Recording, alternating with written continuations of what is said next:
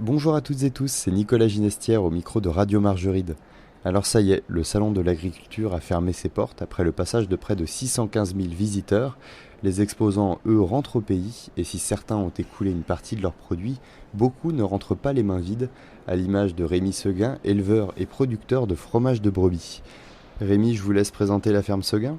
Avec mon frère Benoît, nous sommes producteurs de fromage de brebis dans l'Aveyron depuis plusieurs générations, parce que nos parents et nos grands-parents faisaient déjà du fromage. Donc on essaie de continuer ce savoir-faire sur la ferme familiale. Une ferme familiale qui se transmet, j'imagine, depuis un moment. Nous, notre grand-mère, en fait, c'est elle qui était à l'origine un peu de ce fromage, comme il se faisait dans toutes les fermes de l'Aveyron, soit du Pérail, soit du bleu. Ma grand-mère, c'était plutôt le bleu, donc les formats type roquefort, en fait, qui faisaient pour la consommation familiale. Et avec mon frère Benoît, on a repris le flambeau en 2000 et on continue à fabriquer nos fromages à la ferme, au lait cru, et à le proposer à nos clients, soit sur les marchés, et puis après sur nos crémiers un peu partout en France. Voilà, des choses toutes simples qui peuvent paraître simples, mais voilà, qui au quotidien demandent beaucoup d'engagement, de rigueur, pour arriver à faire du lait de qualité. Et derrière, je pense, un fromage de qualité. Et oui, c'est ce que j'allais dire, ça paye. Vous avez eu deux prix au salon de l'agriculture.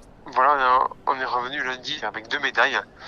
Donc 2 médailles d'or, une pour le bleu de Séverac, c'est vraiment le fromage historique de la famille, c'est vraiment la plus belle reconnaissance parce que ça salue un peu la transmission de savoir-faire de notre grand-mère. Donc ça, on en est vraiment très fiers. Et après, une médaille d'or, une deuxième, pour la Tome des Grands Cosses. La Tome des Grands Cosses, c'est notre pâte pressée de brebis, un fromage qu'on a fait de 3 mois. Ah bah c'est un bel aboutissement pour la famille, j'imagine. Vous savez ce qui a été reconnu, ce qui a été particulièrement remarqué dans vos fromages?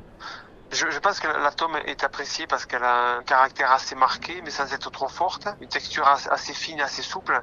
Un grain, voilà, assez lisse sur la langue, pas trop granuleux, grâce à un bon affinage. Une belle croûte naturelle, donc qui attire l'œil déjà. Je pense que notre fromage, ils sont un peu à l'image de notre terroir, donc je pense qu'ils sont bons, ils sont goûteux, et je pense qu'ils donnent envie. Donc quand on les voit, on en a envie, et quand on les déguste, on a envie d'y revenir.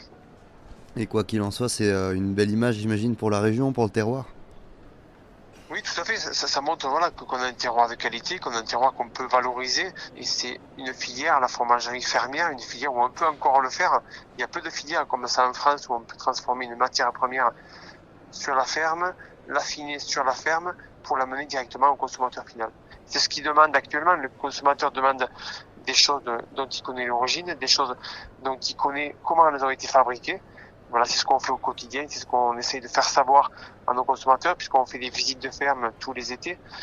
Et nos consommateurs, nos clients sont contents de venir voir ce qu'on fait sur la ferme, sont contents de partager avec nous cette passion.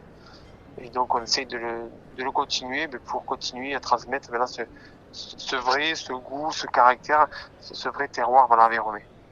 Eh ben, merci beaucoup. Merci, voilà, au plaisir d'accueillir du coup vos auditeurs, peut-être pour une visite de ferme l'été prochain. Ou ensuite, sur nos repas des bergers, ils peuvent aller sur notre site internet qui permettent de voir du coup la visite de ferme, la montée des brebis au champ et terminer tout ça avec un repas vraiment traditionnel, vivre un moment vraiment en immersion dans la ferme lors des repas. Bah parfait, merci beaucoup. Merci Radio Margeride, bonne continuation. Peu avant cette interview, je suis allé voir un exposant, Lucien Conquet, boucher charcutier à l'Aïole et fier représentant des saveurs d'Aubrac. Bonjour, la maison Conquet, c'est une histoire qui dure depuis vos parents dans les années 50. Qu'est-ce que vous proposez ici et dans votre boutique? On est fabricant de charcuterie et on vend toute la viande locale, que de la race Aubrac. Et vous vous approvisionnez où alors? À 50 km à la ronde, j'achète tous les animaux sur le coin. Ça permet d'avoir une bonne qualité, j'imagine. Ah mais bien sûr, c'est pas, on ne se pose pas la question. Tout ça, ça vous a rapporté des prix, on a vu ça cette année. Oui, sur le bœuf fermier Aubrac, on a obtenu la médaille d'or. La médaille d'or, c'est une fierté, j'imagine. Ah oui, grande fierté. Parce que je suis un des cofondateurs du label, le bœuf fermier Aubrac. Et il y avait un moment que j'attendais cette médaille et ça me fait beaucoup plaisir. Beaucoup plaisir pour l'entreprise et pour tous les efforts qu'on a fait depuis qu'on a créé le cahier des charges. Et je pense que ça doit faire plaisir à tout le monde, même aux éleveurs de l'Aubrac. Mais oui, c'est la toute première pour vous, non? C'est la toute première, oui. Et en plus, or. Et on a obtenu une médaille sur la médaille de bronze pour la saucisse sèche. C'est sur la saucisse sèche aussi alors? Oui, effectivement. C'est la première fois que on a essayé sur la charcuterie et on l'a obtenu sur la sauce sèche. Bon, médaille de bronze, c'est bien, c'est bon. Pour une première, ça va. Le salon de l'agriculture, c'est une belle exposition, puis même cette médaille, c'est une belle exposition pour le coin. Mais oui, parce que c'est la vitrine j'espère que les gens comprennent que c'est la vitrine de l'Aubrac, la vitrine de notre pays. C'est en fait, on fait déguster que les produits de chez nous et on fait ça depuis 1996.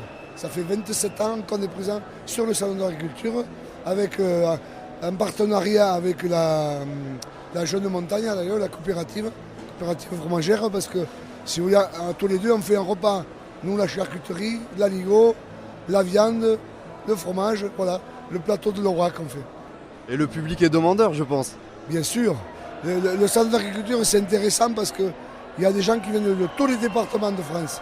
Et c'est là où on touche une clientèle très vaste. Et puis on peut dire que c'est la France profonde qui vient au salon d'agriculture. C'est vraiment intéressant par rapport à ça. Toute la France au cœur de Paris et tous les départements rassemblés dans quelques halls finalement. Bien sûr. Et après, bon, comme nous maintenant, l'Aubrac, on est devenu quand même un pays touristique. Les gens, quand ils repassent chez nous, ils disent mais on vous connaît, on vous a vu au salon d'agriculture. Et je pense que ça fait du bien même à tous les autres commerces de l'Aubrac. Tout ça, le salon de l'agriculture, on l'entend, c'est quand même une ambiance aussi. Est-ce que vous avez des anecdotes, des choses à raconter, des bons souvenirs du moins dans ce salon de l'agriculture cette année? Cette année, oui, des bons souvenirs. Oui, parce que en fait, on retrouve, c'est des amitiés qui se créent d'année en année, hein, soit avec les clients, soit avec les exposants, soit avec les restaurateurs concerts sur Paris.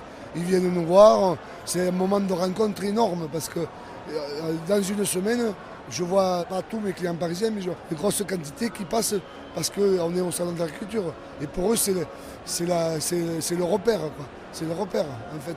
Et c'est l'occasion de rencontrer les producteurs en direct. Bien sûr, de tisser des amitiés et des liens. Voilà. Merci beaucoup. Avec plaisir. Et voilà, c'est sur cette bonne note que se clôture le salon de l'agriculture. L'ensemble des producteurs rencontrés pour vous cette semaine ont fait au mieux pour mettre en avant leur territoire, leur savoir-faire et leurs animaux. Beaucoup font maintenant leur valise avec peut-être l'envie de revenir. Ce fut un plaisir d'être vos oreilles pour ce salon de l'agriculture 2023. Je vous laisse dans cette ambiance de fin de journée au salon. C'était Nicolas Ginestière pour Radio Margeride.